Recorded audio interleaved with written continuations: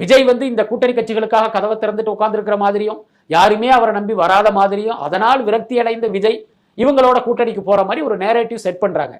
உண்மை என்னன்னா, தாவேகா எந்த கட்சியோடும் கூட்டணிக்காக வந்து காத்து கிடக்கல. அதுதான் உண்மை.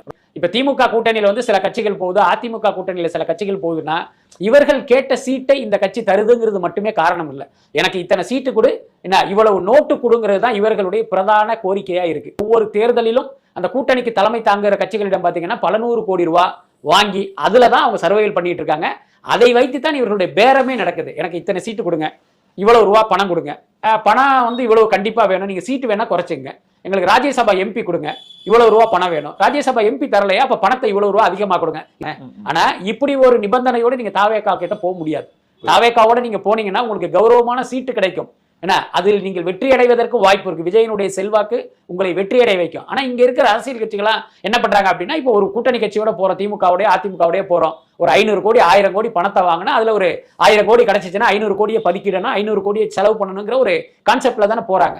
அது வந்து விஜய் கிட்ட நடக்காது. அதனாலதான் இவங்க அந்த பக்கம் போவதற்கே ஒரு தயக்கம்